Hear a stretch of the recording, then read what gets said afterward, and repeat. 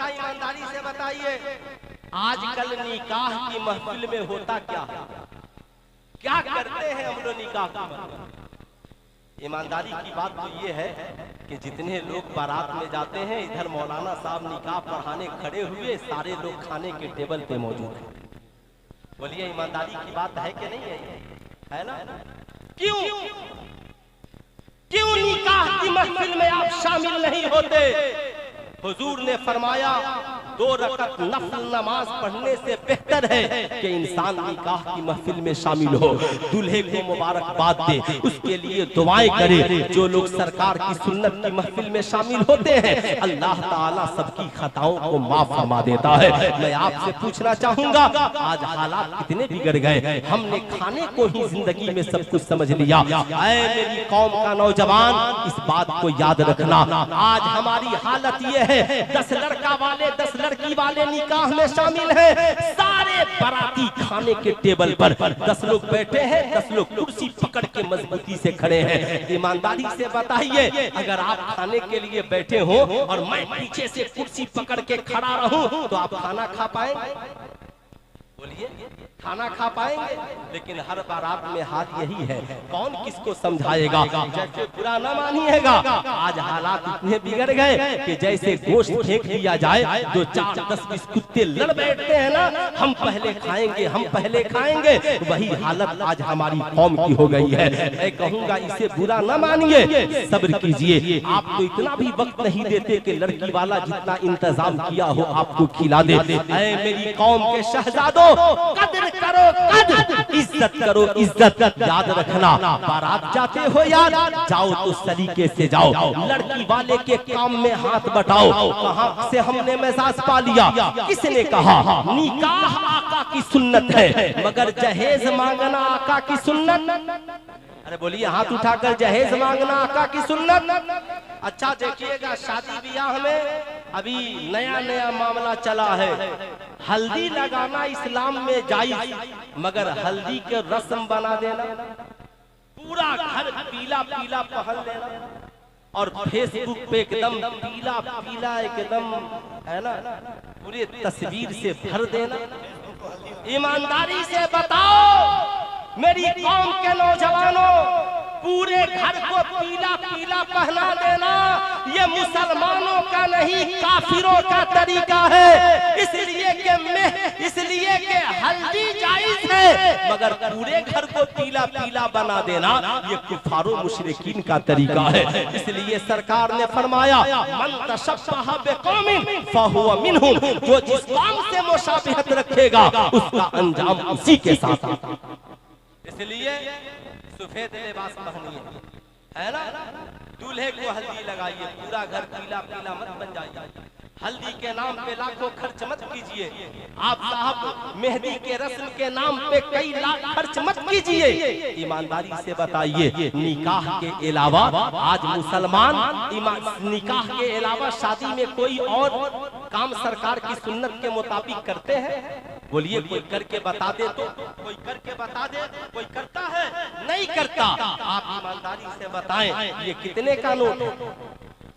अरे बोलिए जरा, पूरा मजमा कितने का है हिम्मत कोई इस नोट को जला दे? मैं कहता हूँ लीजिए, इसको जला दीजिए। शायर हिंदुस्तान हजरते मौलाना के करीब न जाना। एक नौजवान अपने पीर साहब से कहने लगा, हुजूर दावत खाने की इजाजत दीजिए। पीर साहब ने कहा, देखो दावत खाने की इजाजत न मांगो। कहा, हुजूर खानकाह की रोटी खाका करके थक गया हो, मुझे दावत खाने की इजाजत दीजिए। पीर साहब ने कहा, ठीक है इजाजत दे दूंगा, मगर पहले ये बताओ खाना खाने का तरीका क्या है? कहा, हुजूर ये भी कोई पूछने की बात है? बचपन से लेकर आज तक हम लोगों ने खाने पीने के अलावा दूसरा काम ही क्या किया है? हम लोगों ने तो सिर्फ खाया और पिया ही है। अल्लाह अल्लाह साहिबों, पीर साहब ने कहा, ठीक है तुम इतना बता दो खाने का तरीका क्या है? कहा, हुजूर दावत खाने जाऊंगा, बिस्मिल्लाह पढ़ूंगा, हाथ धुलूंगा और बिस्मिल्लाह पढ़ूंगा, दस्तरखान पे बैठ करके खाना शुरू करूंगा, खाने के बाद अल्हम्दुलिल्लाह पढ़ूंगा, हाथ धुलकर चला आऊंगा। पीर साहब ने खाना कहा, खाना खाने का तरीका भी नहीं मालूम और दावत खाने जा रहा है। कहा, हुजूर तो खाने का का तरीका बता दीजिए। कहा सुन, खाना खाने का तरीका ये है, सबसे बड़ा तरीका ये है कि बिस्मिल्लाह पढ़ने से पहले, हाथ धुलने से पहले ये जानना जरूरी है, नेवाला उठाने से पहले हम जो खाने जा रहे हैं ये खाना हलाल का है या हराम, ये जानना जरूरी है। खाना हलाल का है या बड़ा वीआईपी वलीमा हम खाते हैं, क्या चिकन चिल्ली है, क्या मुर्ग मुसल्लम है, क्या बिरयानी है। यार इस्लाम में जहेज मांगना हराम। एक बार वलीमा कराने वाले से पूछ लो, कहीं जहेज के मांगे हुए पैसे का वलीमा तो नहीं है। जैसे इस्लाम में जहेज का मांगना हराम, मांगे हुए जहेज के पैसे से वलीमा करना भी हराम। ईमानदारी की बात यही है, हम बेटे की शादियों में 50-50 जोड़े कपड़े लड़की वाले से मांगते हैं। साहब अगर मांग कर लेते हैं तो ये रिश्वत है। अब वो कपड़ा इमाम साहब को भी दे दिया, वो कपड़ा हाजी साहब को दे दिया, रिश्तेदारों को दे दिया। ईमानदारी से बताओ वो कपड़ा रिश्वत वाला है। अगर जानते हुए भी इमाम साहब उस रिश्वत वाले कपड़े को पहन ले और जुमा की नमाज पढ़ाए तो बताओ नमाज होगी? ईमानदारी से बताओ, हाजी साहब नमाज पढ़े नमाज होगी? मेरी कौम के नौजवानों सुनो, आला हजरत से पूछा गया, हुजूर जिस बारात में ढोल तमाशा बाजा हो वहां जाना कैसा? तो ईमानदारी से बताइए, जहेज मांगना भी तो हराम है। जो मांग रहा है उसके भी बारात में जा रहे हैं, जो ढोल बजा रहा है उसके बारात में भी हम जा रहे हैं। इधर मिलाद खत्म, उधर डीजे बजा रहा है, उसके भी बारात में हम जा रहे हैं। ईमानदारी से बताओ, लड़का वाला नाचते हुए आ रहा है और लड़की वाला महीनों से नाच रहा है, ये सारा नचनिया बजनिया का मिलन होगा तो गोद में नाचने और बजाने वाले ही जन्म लेंगे। इसलिए दूल्हा वाले भी पाकीज़ा बने और दुल्हन वाले भी पाकीज़ा बने, अपनी बारातों को गुनाहों से पाक करे। आला हजरत ने लिखा, अगर तुम्हारे पास ये ताकत है कि तुम जाओ और जाने के बाद गुनाह को बंद करा दो, यानी ये जितने ढोल ताशे बाजे हराम में बंद करा दो तो जरूर जाओ। अगर तुम्हारे पास ताकत नहीं है तो जबान से बोलो, नहीं बोल सकते तो दिल से बुरा जानो और वैसी जगहों पे जाना बंद कर दो।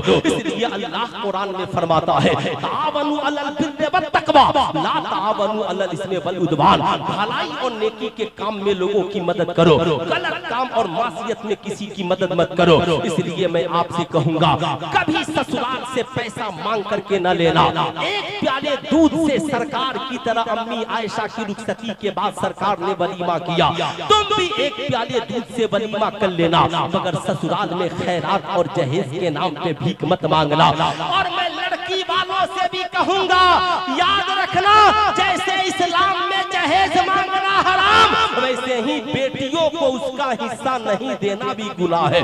इसलिए शरीयत ने जहां बेटों का हिस्सा मुकर्रर किया है वहां बेटियों का भी हिस्सा मुकर्रर किया है। इसलिए मैं आपसे कहूंगा, कोई जहेज का लालची आदमी अगर आपसे आकर जहेज मांगता है तो कहिए मांगने की आवश्यकता और जरूरत नहीं है, बल्कि अल्लाह और उसके रसूल ने मेरी बेटी का जो हिस्सा मुकर्रर किया है, मेरी बहन का जो हिस्सा मुकर्रर किया है, मैं कल भी देने को तैयार था और आज भी देने को तैयार हूँ। अगर पूरे भारत के मुसलमान अपनी बेटी बहन को हिस्सा देना शुरू कर दे तो कोई जहेज मांगेगा? अरे बोलिए, ईमानदारी से मांगेगा? कितने मुसलमान हैं जो अपनी बहन को हिस्सा देंगे, जरा बताइए तो। बस यही 2-4-10 लोग, और बाकी लोग क्या कीजिएगा? अरे नहीं दीजिएगा तो कम से कम उससे इजाजत ले लीजिएगा, मेरी बहन अपने हिस्से की जमीन बोने की इजाजत दे दे, मेरी बहन अपने हिस्से के मकान में रहने की इजाजत दे दे। मैं जानता हूँ मेरी कौम के शहजादों, अब आपकी नजरें कहाँ हैं?